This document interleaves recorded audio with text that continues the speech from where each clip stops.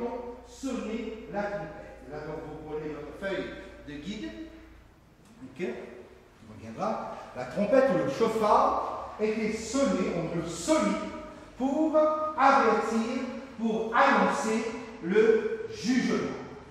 Okay? Effectivement, lorsque nous revenons un instant en arrière, vous voyez la fête des trompettes devance de 10 jours, puisque nous sommes le premier du mois de Tishri.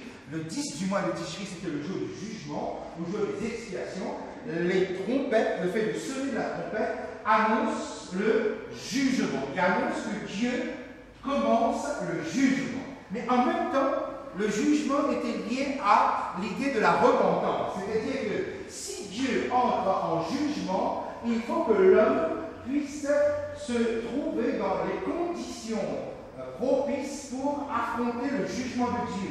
Et cela était donc la repentance. Donc quand on sonnait le chauffard, c'était à la fois pour dire que Dieu entre en jugement avec son peuple, et il faut que le peuple se prépare. Il faut que le peuple visite son cœur, considère sa spiritualité. Et moi, c'est particulièrement donc ce que nous avons ici. Ces 10 jours étaient 10 jours de prière, étaient 10 jours de préparation intense pour dès le matin. Chaque matin de ces 10 jours, il y avait la récitation des requêtes du pardon. On reconsidérait les 13 points de la miséricorde divine, tel que cela se trouve dans Exode 34. On revoyait le récit de la naissance d'Isaac et du sacrifice d'Isaac, comme quoi ce Dieu est un Dieu qui non seulement nous demande de prier, mais c'est aussi le Dieu de la prière impossible. Parce qu'effectivement, avec Isaac, que ce soit sa naissance, ou que ce soit le désespoir d'Abraham ayant à sacrifier son fils, Dieu intervient, Dieu sauve. Dieu, c'est le Dieu de la prière impossible, de la prière du désespoir. Donc tout cela, pendant ces 10 jours, était considéré. Voyez donc comment, quand on parle du chauffard, quand on parle de l'annonce du jugement, il y avait aussi un appel à la repentance et une exhortation à intensifier la prière, à se rapprocher de Dieu, à se mettre en ordre par le biais de la prière. Voilà ce que le verset 2 donc, nous lance comme indication à cette section où nous sommes du livre de l'Apocalypse. Nous allons maintenant vers le verset 3. Verset 3. Et un autre ange vint, et il se tint sur l'autel ayant un encensoir d'or. On lui donna beaucoup de parfums, afin qu'il les offrît avec les prières de tous les saints sur l'autel d'or qui est devant le trône. Et vous voyez, il commence à y avoir une cohérence. On a parlé de trompette qui est sonnée, maintenant on vous parle de prière. On vous parle toujours de ce schéma à 3 branches que nous venons de mettre sur l'écran, sur votre feuille. Voilà quand on nous parle d'un autre ange qui vient sur l'autel ayant un encensoir d'or. Cela nous amène immédiatement nous ramène dans le sanctuaire céleste. Le sanctuaire, on se le rappelle, on a parlé de l'autel d'or ou l'autel d'encens. Nous sommes donc dans le lieu saint, dans le compartiment du lieu saint du sanctuaire terrestre ou céleste, puisque le terrestre est une représentation du céleste. Nous avons la table des pains de proposition avec les 12 pains dessus. En face, nous avons le chandelier à 7 branches avec l'huile qui permet d'éclairer le sanctuaire, et puis nous avons l'autel des parfums, l'autel d'or ou l'autel d'encens où on brûlait de l'encens. Et nous voyons donc que cela était associé, vous voyez donc sous un autre angle, il y avait de la fumée d'une odeur agréable, et cela était en rapport avec les prières qui montaient vers Dieu. Et dans ce texte, nous avons immédiatement le lien que l'autel des parfums, l'autel d'encens, l'autel d'or, est en relation avec les prières que vous faites monter vers Dieu d'un cœur sincère. Vous voyez sous quel angle la fête des trompettes est abordée. On vous parle, on sonne des trompettes et on vous amène dans le sanctuaire céleste, on vous amène à l'autel des parfums, et on nous dit donc qu'il y a un ange, un autre ange, enfin, éclaircissons ce point immédiatement. C'était des sacrificateurs, le souverain sacrificateur qui officiait à cet autel d'or, cet autel des parfums, et qui présentait, qui posait l'encens au moment où les prières se faisaient. Quand vous voyez le mot ange ici, nous avons eu l'occasion d'aborder les multiples significations du mot ange dans le livre de l'Apocalypse. Cela peut désigner un esprit, c'est-à-dire donc les anges tels que nous avons l'habitude de les concevoir, ces esprits qui se déplacent très rapidement, qui peuvent se rendre visibles ou invisibles, et qui ont un ministère en faveur de ceux qui doivent hériter le salut. Je n'ai pas cité le texte ici. Mais le mot ange peut s'appliquer aussi à des humains. Par exemple, Jean-Baptiste est désigné par le mot angelos, qui veut dire messager. Jean-Baptiste est un ange dans le sens où il est un messager. Mais le mot ange s'applique aussi à Jésus. Et rappelez-vous, lorsque nous avons vu les 4 êtres vivants, nous avons vu les 4 aspects du ministère, les 4 ministères de Jésus à travers le ministère des anges.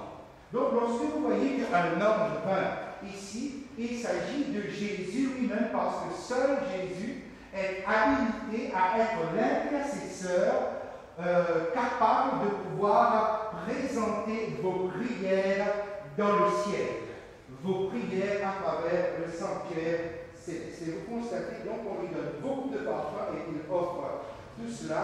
Le verset 4 nous dit: la fumée des parfums monta avec les prières des saints de la main de l'ange devant Dieu.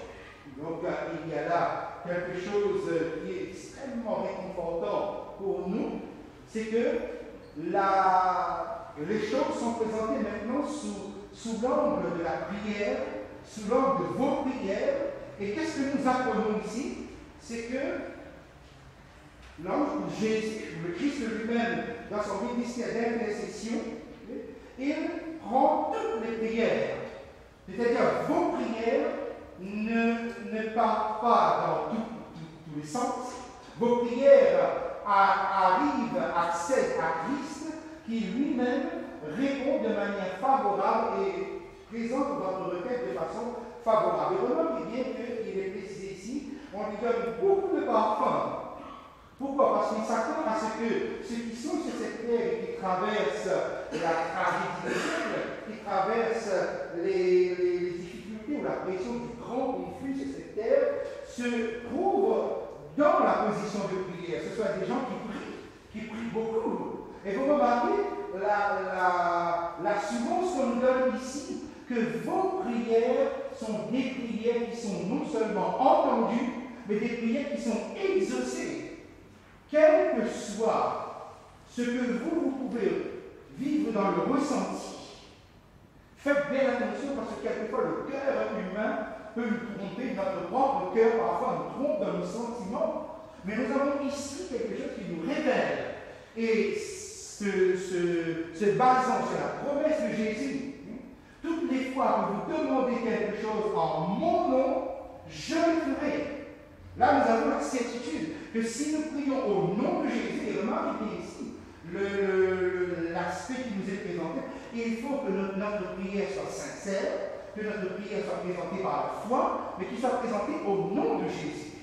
Donc, bien les textes du Nouveau Testament soulignent cet aspect. Regardez comment il y a une véritable simplicité. Au nom de qui devez-vous prier?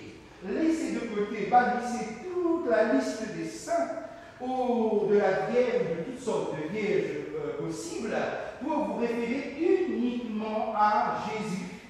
Et si vous êtes sincère, si vous avez la foi et que vous priez au nom de Jésus, simplement ça, vous avez l'assurance que vous avez un intercesseur qui présente vos prières avec ces parfums que nous venons de mentionner ici. Voilà l'aspect le plus favorable que nous avons dans ce texte ici. Poursuivons le verset 5.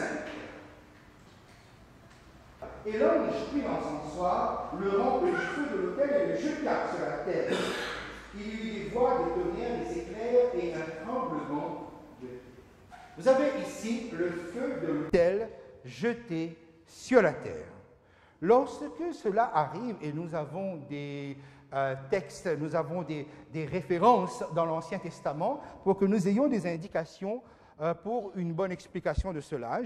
J'ai mis les textes, ou alors donc cela viendra, oui voilà, c'est ici.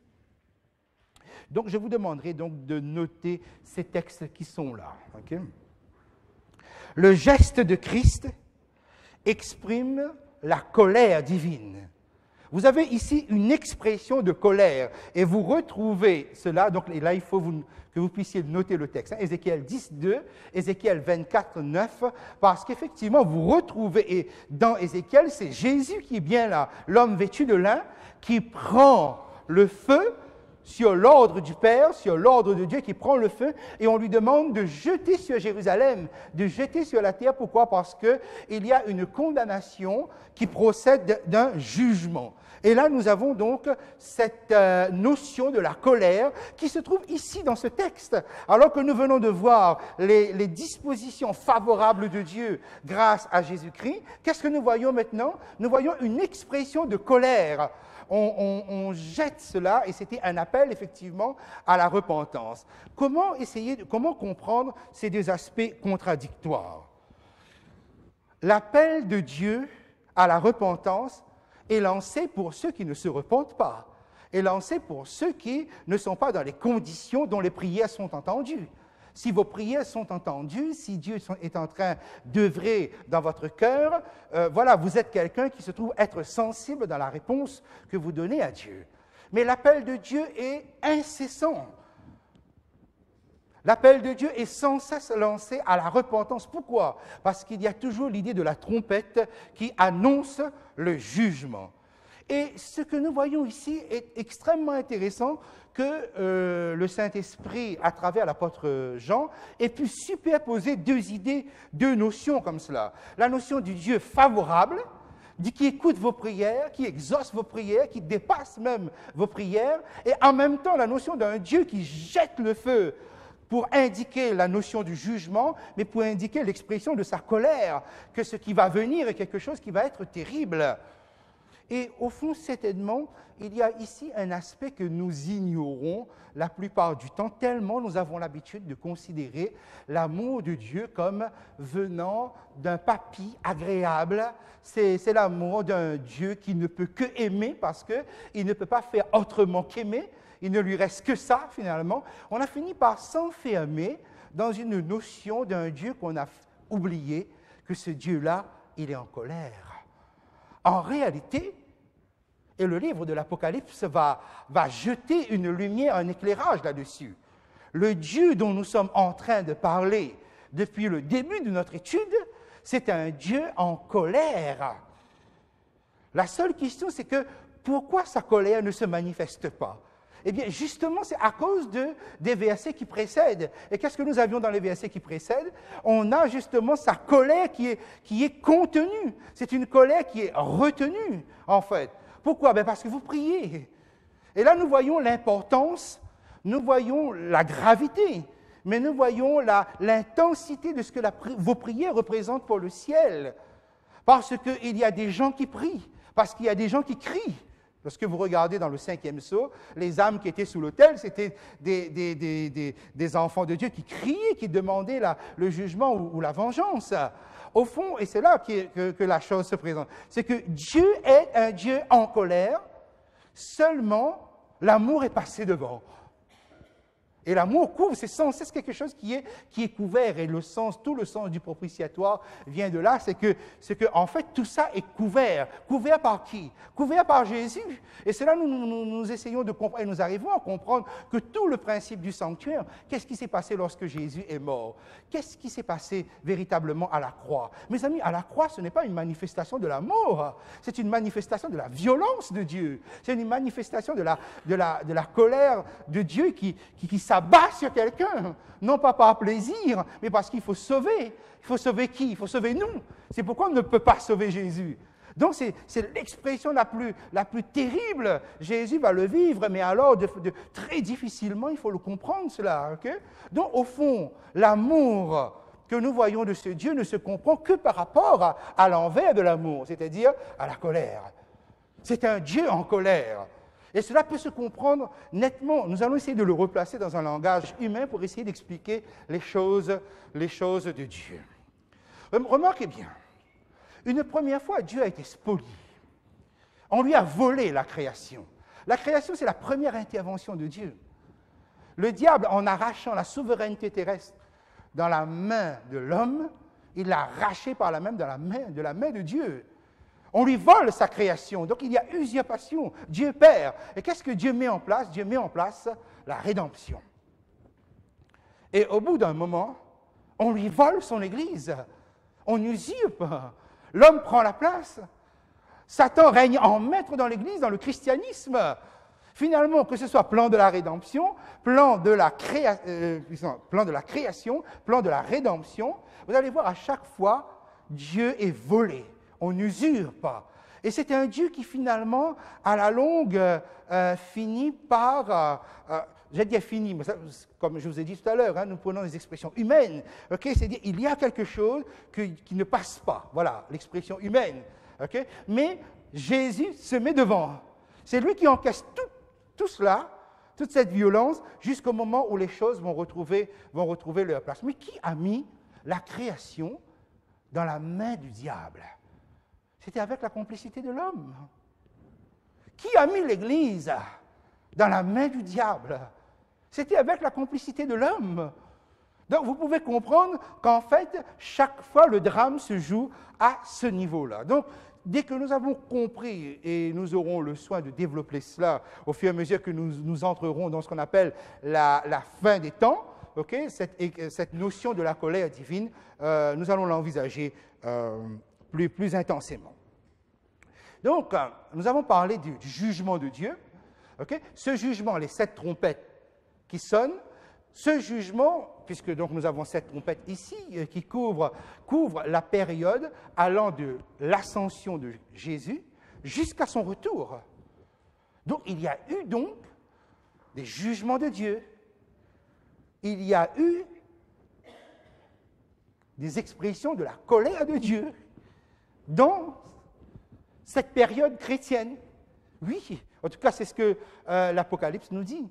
Alors nous allons dire, mais c'est bizarre parce qu'on n'a pas l'impression justement de le ressentir. On a plutôt l'impression d'un Dieu qui finalement, il rabat son caquet quelque part. Hein. Il accepte, il avale la couleuvre et puis il ne fait rien. Il laisse les choses faire. Le livre de l'Apocalypse nous détrompe complètement sur cette affaire. Okay? Donc il y a bien jugement depuis la croix jusqu'au retour de Jésus. À partir de la 6e section, commence ce qu'on appelle le jugement final. Vous vous rappelez, quand on a parlé, à partir du temps de la fin, commence le jugement final. Et le jugement final est en 3 parties, 3 phases. Vous vous rappelez de ça? Quelle est la première phase du jugement final? L'instruction. La deuxième, le verdict lorsque Jésus reviendra. Okay? Et 3e phase du jugement final, c'est l'exécution du jugement. C'est après les 1000 ans. Okay? Donc, à partir du numéro 6 dans le livre de l'Apocalypse, que démarre le temps de la fin, donc le jugement. Lorsque, pour compléter donc ce que je viens de dire, voici par exemple un verset qui en dit long sur les sentiments de Dieu. Colère divine, longtemps contenu. Hein. Vous gardez ça à l'esprit, okay? ce schéma à l'esprit. Donc, moi, je ne vois pas la colère de Dieu. En tout cas, je ne le vois pas s'exprimer dans ce monde, dans l'histoire. Okay? Et voilà, par exemple, ce que nous pouvons lire. Je l'ai mis ici, je vais le lire directement sur l'écran, dans Ésaïe 42, versets 13 à 15. Voilà, par exemple, ce que Dieu dit concernant justement l'exécution lorsque sa colère éclatera. Verset 13, « L'Éternel s'avance comme un héros. Il excite son ardeur comme un homme de guerre. Il élève la voix, il jette des cris, il manifeste sa force contre ses ennemis. » Vous voyez, donc c'est le guerrier qui est en train de s'exciter, de se conditionner psychologiquement pour gagner, pour battre, pour n'avoir aucune pitié face à l'adversaire qui est devant lui. Verset 14, « J'ai longtemps gardé le silence, je me suis contenu, mais maintenant, je crierai comme une femme en travail, je serai haletant et je soufflerai tout à la fois. » C'est-à-dire, plus rien ne va l'arrêter, plus rien. Donc, vous voyez bien, il parle lui-même de quelque chose qui est contenu, d'une colère qui est gardée. Je ravagerai montagnes et collines, j'en dessécherai toute la verdure, etc., etc. Okay, ça, c'est pour vous placer dans cette perspective. Donc, on parle de jugement alors qui s'étale depuis l'ascension de Jésus jusqu'à son retour, mais et puis on parle de jugement final. Le jugement final, ça c'est qu'à partir du temps de la fin, à partir du 19e siècle, comme on a eu l'occasion de le mentionner. Et c'est là qu'intervient la notion de ce qu'on appelle le jugement partiel. Nous allons essayer donc de comprendre le jugement partiel, ce sont les trompettes. En attendant le jugement final, Dieu ne reste pas inactif. Donc on tord le cou à cette idée d'un Dieu qui ne fait rien, qui n'intervient pas dans l'histoire et qui a fini par donner cette idée philosophique qu'on appelle le déisme. C'est quoi le déisme? Le déisme, c'est quelqu'un qui croit que Dieu existe, quelqu'un qui croit que Dieu a tout créé, mais que Dieu n'intervient pas, qu'il ne s'intéresse pas aux affaires de ce monde. J'ai tout fait, j'ai tout créé, maintenant, débrouillez-vous. Voilà ce qu'on appelle le déisme. Un déiste, c'est quelqu'un qui croit, mais qui ne pense que Dieu n'intervient pas dans les affaires de ce monde. Alors donc, nous allons essayer de comprendre le principe du jugement partiel. Vous prenez votre feuille. Okay? Le jugement partiel se comprend en deux notions. Il y a ce qu'on appelle le jugement immanent et le jugement transcendant.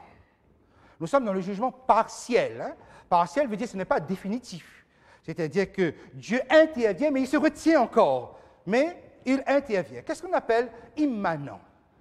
Immanent signifie que la conséquence est contenue dans l'acte même.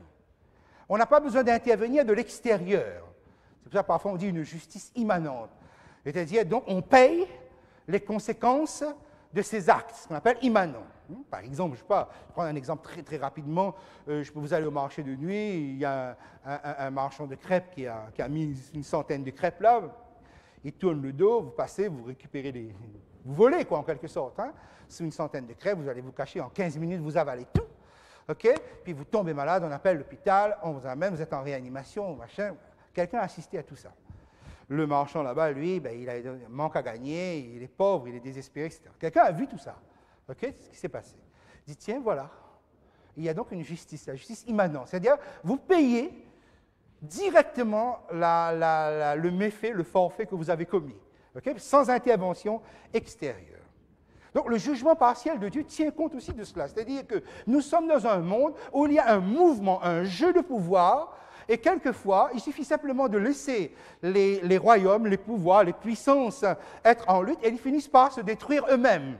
C'est ce que nous verrons aussi lorsque nous avancerons dans le livre de l'Apocalypse. Et puis, jugement transcendant, c'est-à-dire que cela va nécessiter une intervention extérieure de Dieu. Dieu va intervenir et il va appliquer quelque chose qui ne sera pas définitif, bien, même si ça peut être universel. Prenons exemple, le déluge, par exemple. Le déluge, c'est un jugement transcendant universel. Mais ça n'a pas un effet définitif. Pourquoi? Parce qu'il y a un reste qui est préservé, et ce reste, Noé et les autres, restent quand même des hommes pécheurs, et on va repeupler la terre à partir d'eux. Vous avez, par exemple, la tour de Babel. Ça nécessite une intervention de Dieu. Dieu descend d'en haut. Transcendant veut dire justement qu'il vient d'en haut. Dieu descend et là, il confond le langage. C'est un jugement de Dieu et tous les hommes sont obligés de s'éparpiller. Prenons par exemple Sodome et Gomorrhe. Voilà un jugement transcendant. Dieu intervient et il y a là une action miraculeuse, je veux dire, en tout cas surnaturelle. Voilà par exemple quelques exemples. Vous avez aussi Jéricho. Là, vous avez des trompettes, 7 trompettes qui sonnaient, qui annonçaient la victoire de Dieu dans son jugement. Car, et lorsque nous essayons de regarder un petit peu ces différents exemples que je vous ai donnés, comment dire cela, des jugements transcendants de Dieu, vous pouvez remarquer que là-dedans, Dieu, quand il intervient, il préserve une partie. Okay? C'est ce qui permet que... Pourquoi intervient-il? Il intervient parce que, pour le déluge, par exemple, à l'époque de Noé, le mal a pris des proportions telles que son plan du salut ne peut plus être poursuivi sur la terre. C'est-à-dire, donc, les hommes sont devenus tellement mauvais et cela ne permet plus, vu le nombre qu'ils sont, ne permet pas au plan du salut d'être étendu sur la terre. Vous avez, par exemple, la tour de Babel. La tour de Babel, Dieu est obligé d'intervenir. Pourquoi? Parce que les hommes, justement, ne se dispatchent pas.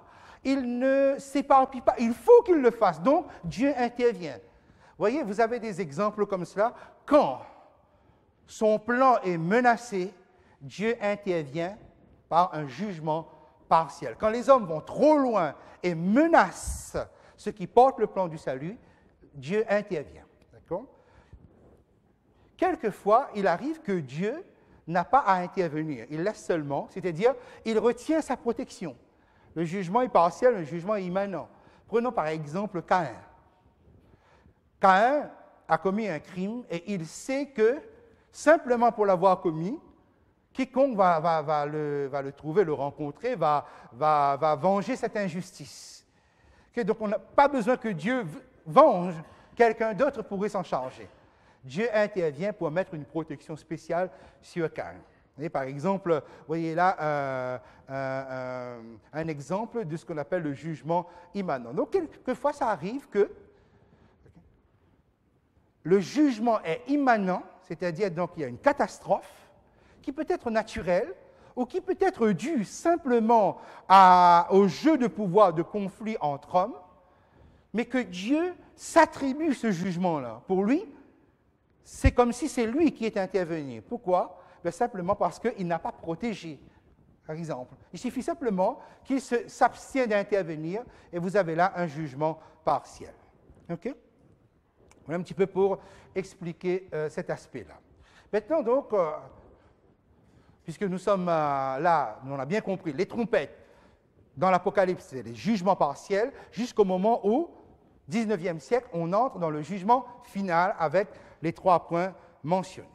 Regardez bien au stade là où nous sommes. Nous sommes dans Apocalypse chapitre 8, et jusqu'à présent, nous avons suivi Jésus dans le sanctuaire céleste. OK? Avant la lecture des lettres aux 7 églises, Jésus a été perçu, a été décrit comme le grand prêtre, le souverain sacrificateur. C'est ça qu'il faut écrire sur votre feuille. Okay? C'est votre schéma qui se trouve dans la colonne de droite. Okay? Avant l'ouverture des 7 sceaux, Jésus a été présenté comme l'agneau immolé.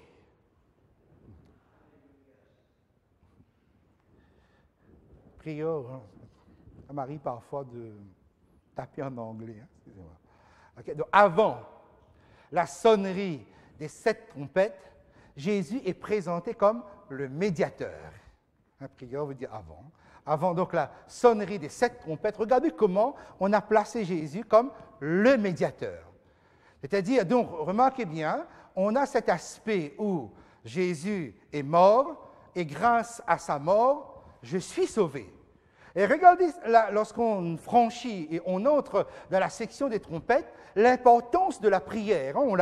Je l'ai suffisamment, du moins pour le temps qui m'est imparti ce soir, souligné cela. Jésus est présenté sous l'angle du médiateur, c'est l'intercesseur. Donc gardez bien à l'idée que l'Apocalypse est agencé, structuré de manière à ce que nous puissions bien comprendre comment Jésus œuvre et comment vous sur la terre, vous devez poursuivre et enrichir, voire épanouir votre spiritualité. Donc si nous regardons ici, et le schéma que j'avais mis tout à l'heure, par rapport au livre de l'Apocalypse, nous avons fait la fête de Pâques, avec les 7 églises qui étaient présentées sous cet angle-là. La fête de la Pentecôte introduisait les 7 sceaux que nous avons abordés ces derniers temps. La fête des trompettes introduit les 7 trompettes où l'annonce du jugement et un appel pressant à la repentance. Mais remarquez bien où vous avez vu Jésus dans cette vision-là. Quand j'ai dit vous, ça veut dire donc Jean, donc nous. Okay? Si nous regardons par exemple le sanctuaire, vu de haut, le sanctuaire a 3 sections. Okay? Le parvis, qui est le lieu du Fils de Jésus, c'est le lieu de la justification, où la justification se fait, c'est-à-dire où Jésus est mort. Vous avez le lieu saint, qui est le lieu du Saint-Esprit, le lieu de la sanctification. Après la justification, c'est la sanctification. La justification, c'est ce que Jésus fait pour moi. La sanctification, c'est ce que Jésus fait en moi. Okay? Et la prière se retrouve ici. Et puis, vous avez le lieu très saint, qui est le lieu du Père, le lieu de la glorification. Nous suivons, nous, un cheminement spirituel qui nous fait passer par la croix, le baptême, donc l'expérience avec Christ, le baptême, et une vie de sanctification. Mais regardez bien, ce n'est pas pour nous que j'ai mis cela, c'est pour le ministère de Jésus. Regardez bien l'évolution par rapport au livre de l'Apocalypse. Effectivement, donc, lorsque nous étions avec les 7 églises, on a présenté cela sous l'angle de la Pâque, c'est-à-dire la mort et la résurrection de Jésus. Jésus était donc au niveau de l'autel des holocaustes, l'autel des sacrifices. Ensuite, on progresse dans le livre de l'Apocalypse. Jésus, l'agneau immolé qui a été immolé, il entre, il est intronisé, mais là, il va se situer à ce niveau-là pour nous garantir l'envoi du Saint-Esprit. Effectivement, donc, Jésus envoie le Saint-Esprit le jour de la Pentecôte. Jésus est ici. Quand nous arrivons à la fête des trompettes, où se trouve Jésus?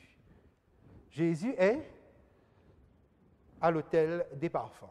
Vous voyez, il avance. Plus vous avancez dans le livre de l'Apocalypse, et plus Jésus avance par rapport aux ustensiles du sanctuaire. Et bientôt, Jésus va se retrouver là pour le jugement. Bientôt, donc, lorsque nous allons entrer dans le cœur du livre. Vous voyez comment, finalement, tout cela est bien orchestré. C'est extraordinaire comment le Saint-Esprit rédige le livre de l'Apocalypse, véritablement avec un ordre précis, j'allais dire même un ordre parfait, afin que nous, ses enfants, nous ne puissions pas nous perdre. Alors, nous arrivons avec les trompettes.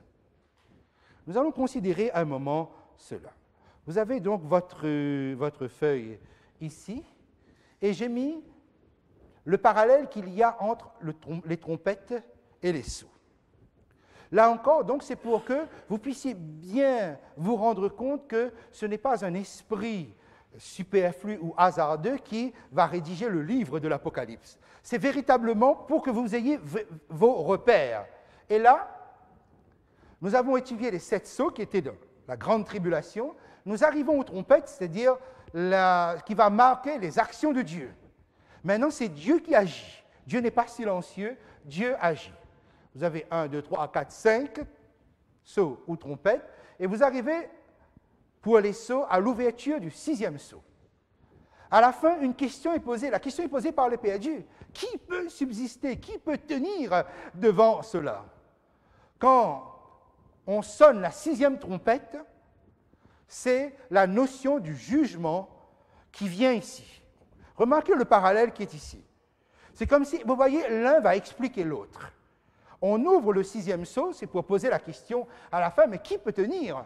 Ceux qui ont tenu dans l'œuvre du jugement.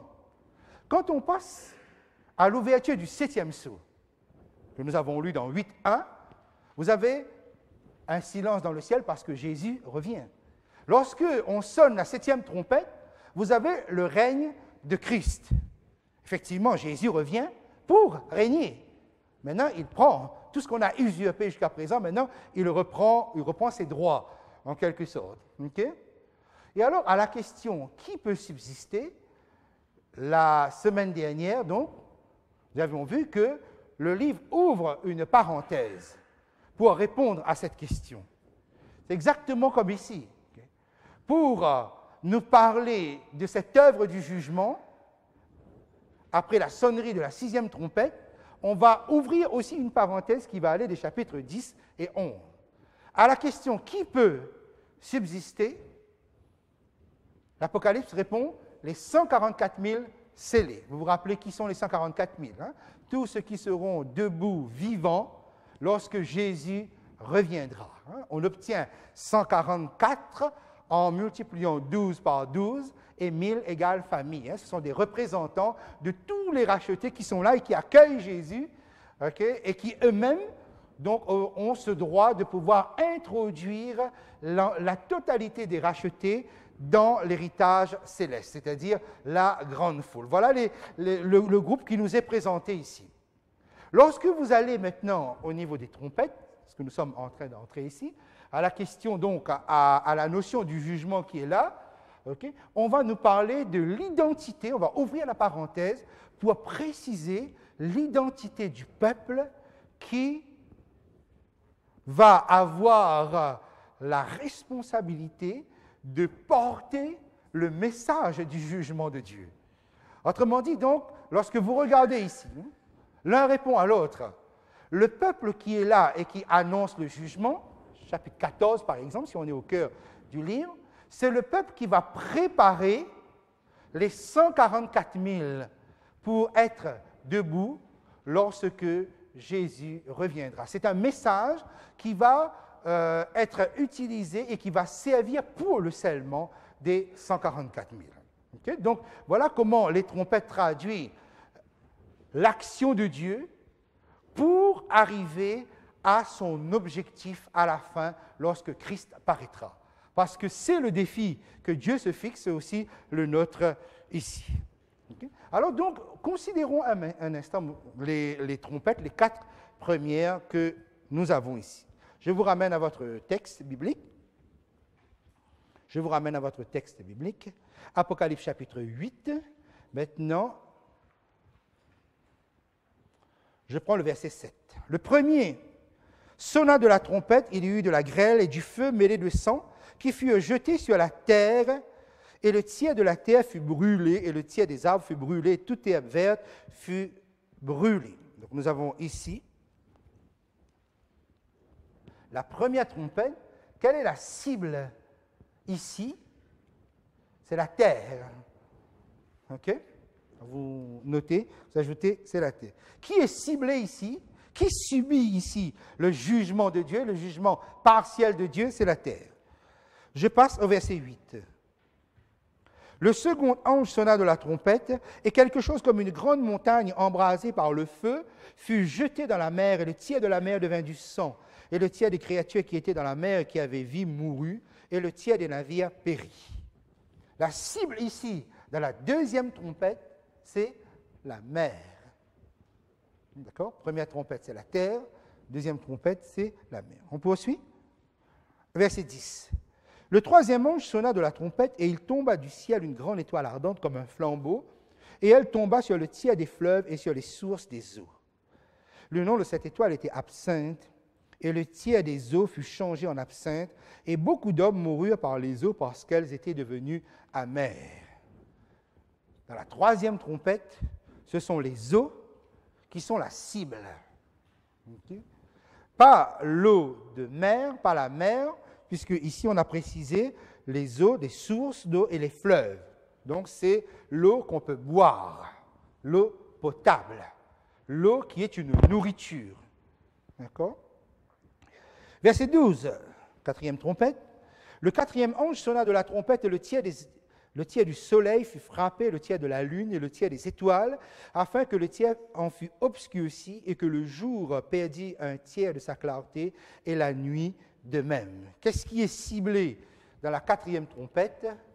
Soleil, lune et étoiles. OK? Quelques mots d'explication, bien que j'avais déjà mentionné certaines choses. Qu'est-ce que la terre? J'y vais assez rapidement pour ne pas trop alourdir cet aspect-là, puisque au chapitre 12, on y revient. C'est quoi la terre? La terre, c'est un élément qui, au départ, a la faveur de Dieu, est utilisé par Dieu, mais par la suite devient apostat, c'est-à-dire rejette Dieu, mais tout en gardant la forme. Tout le fond est évacué. Toute la volonté de Dieu n'est pas prise en compte, mais on garde le nom. On garde l'illusion d'être. Ça, c'est symbole de la terre. J'ai mis 2 textes ici afin que vous puissiez vous retrouver. C'est quoi la mer?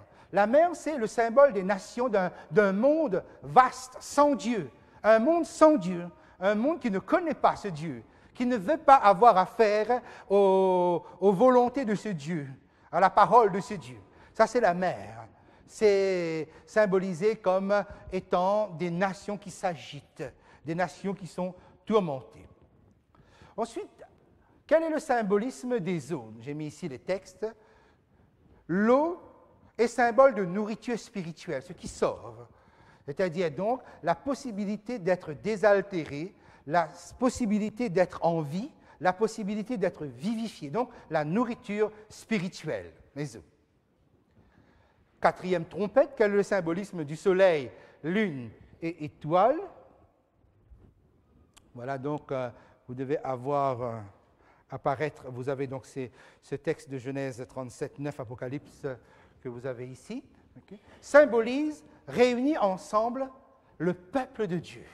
Et on le retrouve cela dans Apocalypse chapitre 12, hein, une femme enveloppée du soleil, la lune sous ses pieds, une couronne de 12 étoiles sur la tête. Joseph lui-même disait, voilà, quand il avait ses visions, okay, qu'il voyait le soleil, la lune et les étoiles se prosterner devant lui, qui symbolisait donc toute sa famille qui allait donc donner le peuple d'Israël. Voilà, donc lune, soleil, lune, étoile symbolisent le peuple de Dieu. Voilà donc pour les symboles que nous avons ici. Maintenant, lorsque nous regardons de près les plaies, je viens de les lire, hein, on parle de grêle, on parle de sang, on parle de feu, etc. Il est évident que ces plaies font référence aux plaies d'Égypte. Ces jugements font référence aux plaies d'Égypte lorsque nous regardons par exemple Exode 7, les chapitres 7 à 12, et particulièrement donc Exode chapitre 9, versets 23 à 26. Et qui est frappé? Qui se trouve être frappé dans ces fléaux d'Égypte, dans les 10 plaies d'Égypte? Qui se trouve être frappé? Non pas les enfants de Dieu, le verset 26 que vous avez ici, donc je vous demanderai une attention particulière là-dessus, c'est que les enfants de Dieu sont protégés, mais l'oppresseur, lui, il est frappé. Comme ici, Pharaon, les Égyptiens, seulement le territoire de Goshen était protégé. Donc dans les plaies d'Égypte, on frappe seulement l'oppresseur. Donc quand Dieu envoie son jugement partiel, les enfants de Dieu sont protégés. Quel se trouve être l'objectif de ces plaies d'Égypte?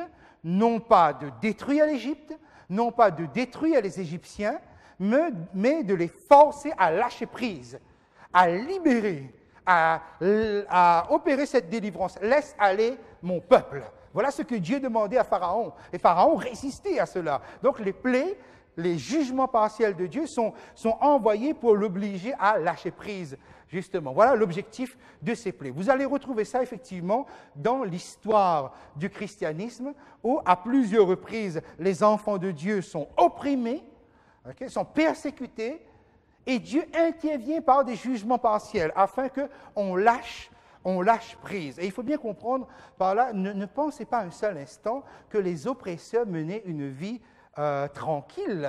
Non, c'était des gens qui, à cause du jeu de pouvoir sur la terre, étaient eux-mêmes tourmentés, étaient eux-mêmes attaqués, étaient eux-mêmes brimés, rejetés. Il faut savoir, lorsque, par exemple, les conquistadors espagnols sont allés piller les Aztèques là-bas, okay, il faut comprendre que, par exemple, Rome n'était pas forcément d'accord, mais on n'avait que faire de Rome. On voulait la religion, on voulait l'Église romaine, mais on ne voulait pas forcément suivre. Pourquoi? Parce que presque toutes les grandes nations d'Europe étaient en jeu de pouvoir avec le pape. Donc la papauté vivait justement ce jeu de pouvoir d'égalité à égalité. Donc tous les coups bas se faisaient comme cela. Et il faut savoir aussi, par exemple, dans le jugement partiel, je vais vous donner un cas, lorsque, par exemple, il y a eu la Révolution française et que Napoléon va envoyer le général Berthier arrêter Pie VI.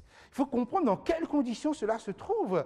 Puis si c'est un homme qui est pratiquement fatigué, un homme très âgé, pour à l'époque 80 ans, il va supplier le général Berthier de le laisser mourir là, mais c'est avec un trait pratiquement impitoyable qu'on va lui dire non, on meurt pareil partout, allez hop, tu sors de là et il va finir à Valence, il va mourir. Quelle aura été la vie qu'il aura menée en tant que dirigeant religieux? Oui, c'est un homme qui aimait les honneurs, qui aimait le bien, qui aimait les trésors. Il n'aura fait que ça. Mais vous voyez, c'était des personnes qui connaissaient ici-bas aussi ce que c'est que vivre la détresse. Pourquoi? Parce que Dieu les tourmentait. Et à partir de 1798, avec un pouvoir romain complètement affaibli, effectivement, nous allons avoir l'ouverture totale pour tous ceux qui, dans leur secret, dans leur coin secret, aspiraient à connaître la Bible, aspiraient à pouvoir adorer le Jésus comme ils voulaient, peut-être observer le sabbat, peut-être vivre tout cela. Ils ne le pouvaient pas, parce que si on vous prenait avec une Bible dans la main, vous pouviez subir le pire torture. On se souvient dans ce petit village du nord de la France, il y avait une procession de moines capucins, on est dans les environs du XVIIIe siècle, et qu'un jeune chevalier protestant avait refusé de se découvrir, et il a persisté, Résultat, on l'a pris, puisque le pouvoir politique soutenait la soumission à l'Église romaine. On l'a pris, on l'a jugé, on lui a arraché la langue, on lui a coupé les deux mains et on l'a brûlé au bûcher. Là, on est en plein siècle des Lumières. Vous voyez? Et quelquefois, vous dites, tiens, oui, mais aujourd'hui, ça a changé. Mais Dieu merci, ça a changé pour le moment. Parce qu'en réalité, c'est un temps de répit illusoire. Tout le livre de l'Apocalypse est là pour vous dire, attention, en réalité, rien n'a changé. Toute la mentalité religieuse a déjà été formatée depuis les ciseaux que nous avons vus. Regardez même, il y a à peu près 75 ans de cela, à La Réunion, les gens croyaient encore que la Bible rendait fou. Nous sommes en 1936, mais vous voyez, bon, c'était les adventistes qui étaient les premiers chrétiens non catholiques qui étaient là. On les a jetés des coups de galet, on pouvait encore les... Vous dites, mais attends, mais ça c'est Moyen-Âge. Oui, mais c'est nous qui pensons que le Moyen-Âge est loin de nous. En réalité, les comportements n'ont pas changé. Et que tout l'Apocalypse, en vous révélant ces bases, ces faits historiques, c'est pour vous dire que ce sont des choses qui vont se répéter, qui vont se retrouver, parce que personne n'a changé, en fait. Autrement dit, le moment que vous avez est vraiment un temps de répit, mais c'est vraiment un temps de répit qui ne durera pas. Voilà pourquoi les jugements de Dieu ont pour objectif que son plan du salut puisse arriver à terme. C'est pour ça que c'est ça qui avait dit à Pharaon, okay, laisse aller mon peuple afin qu'il me serve dans le désert. Okay? Donc, c'est bien saisi, du moins cet aspect-là. Okay? Et lorsque vous lisez dans le livre de l'Apocalypse les textes, les 4 premières trompettes, vous voyez que la destruction est partielle. On détruit, il y a seulement un tiers.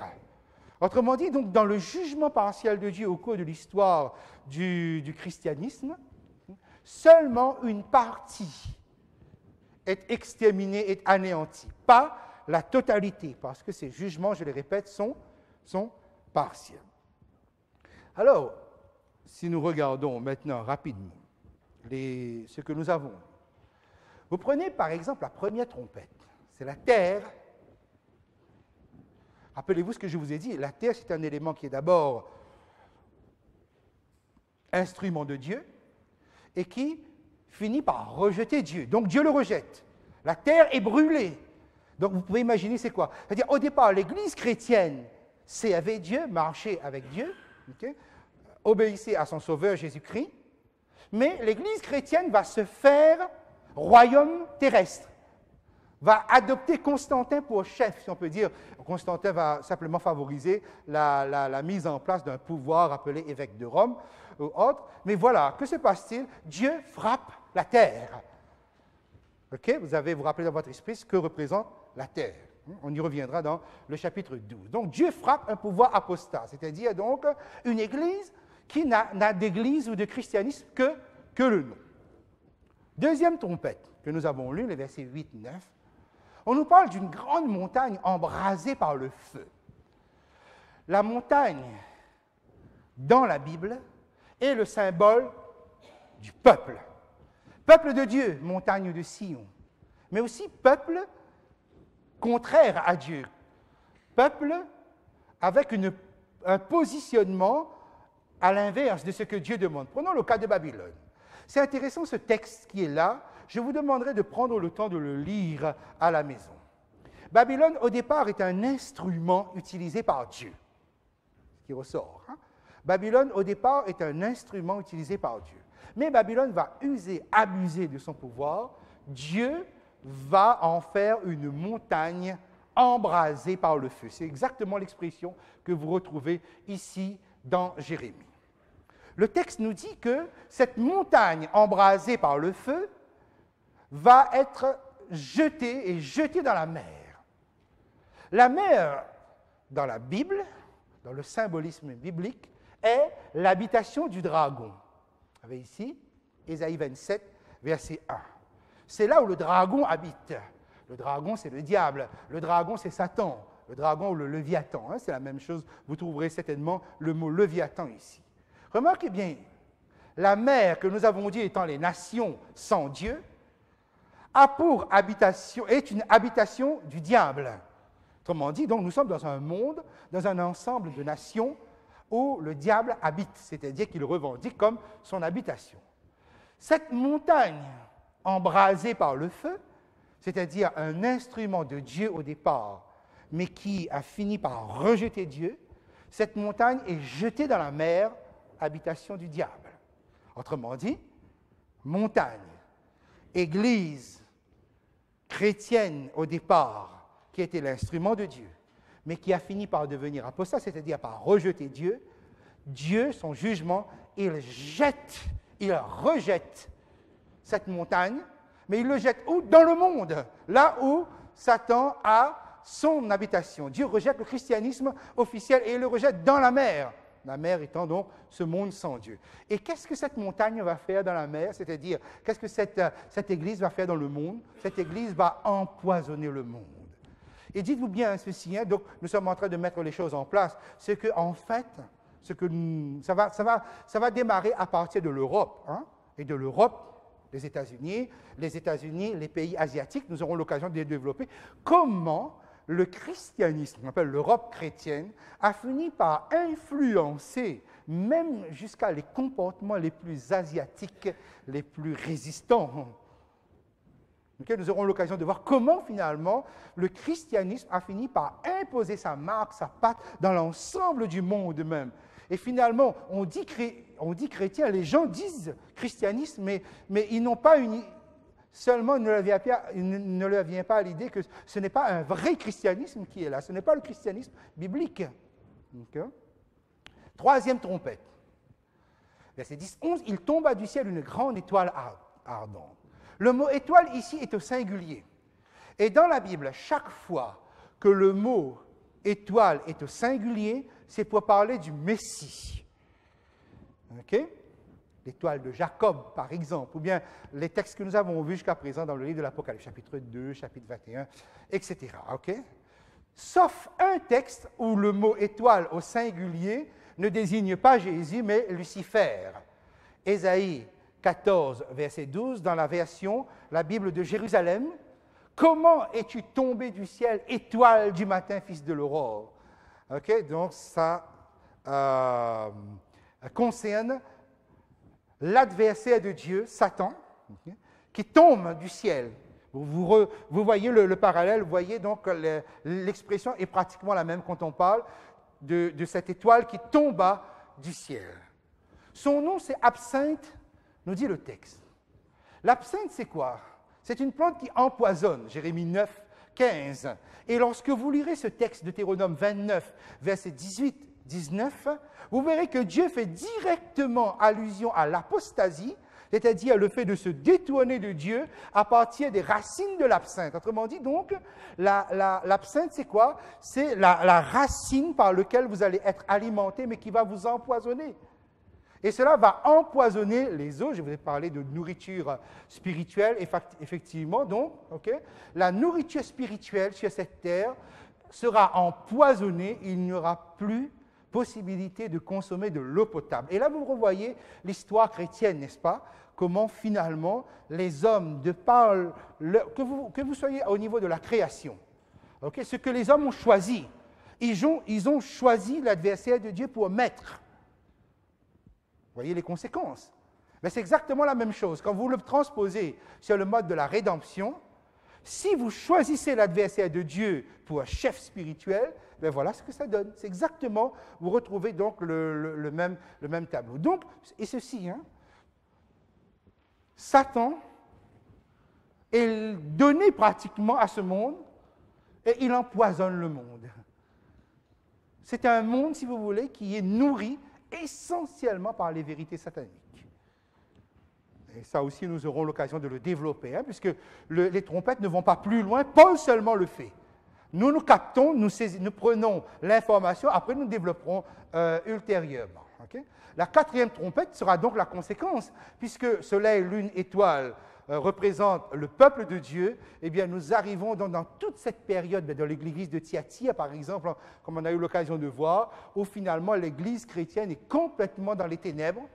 Mais comme ce sont des parties entières du soleil, de la lune, des étoiles. Qu'est-ce que le soleil représente? Christ est le soleil. Qu'est-ce que la lune représente? La lune représente la parole de Dieu. On le verra lorsque nous arriverons dans le chapitre 12. Les étoiles, on a vu les étoiles justement lorsqu'on a vu dans la main de Christ qui représentent les dirigeants spirituels.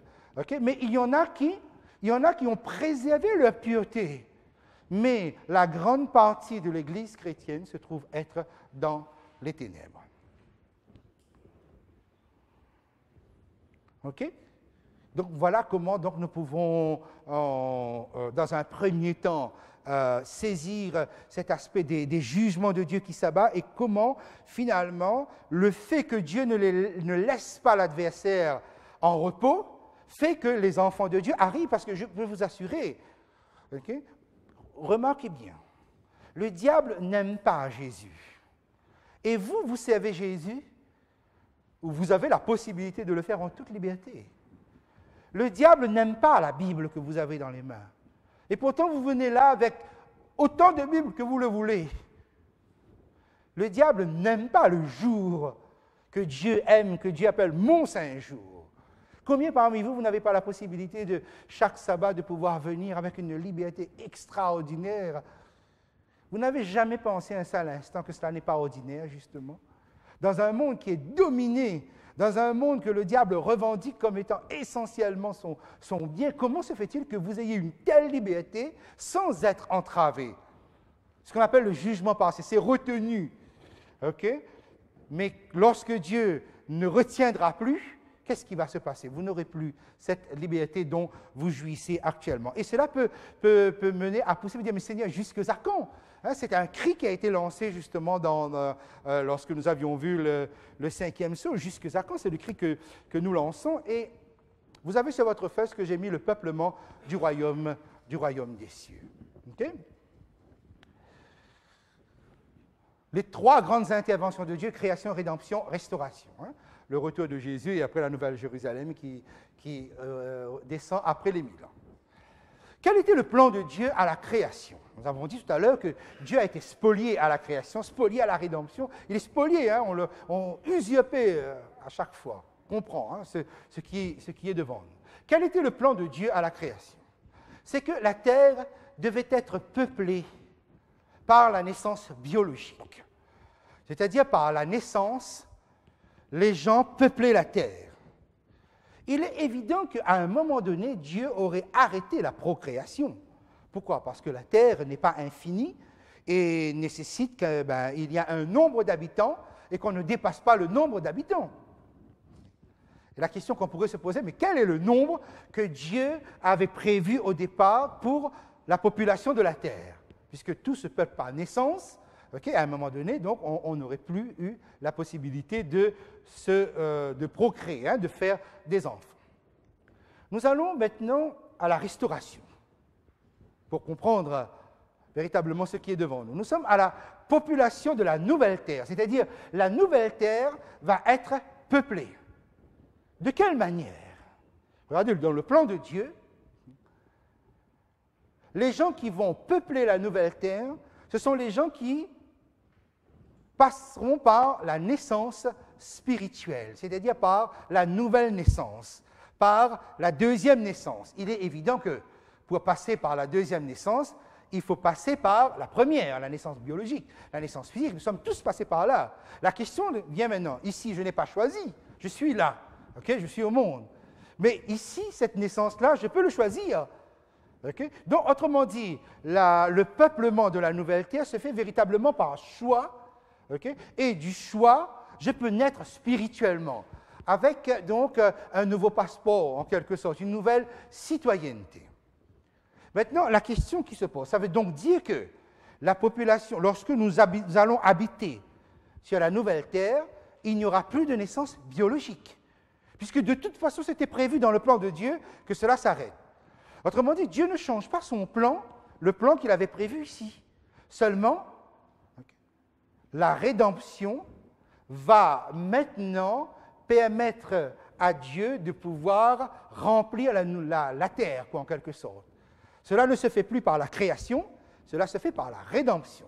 Donc, nouvelle naissance. Quel était le nombre que Dieu avait pensé? On ne le sait pas. Il l'avait gardé pour lui. Mais en tout cas, une chose nous pouvons être sûrs, c'est que le nombre qu'il avait pensé ici se retrouve ici.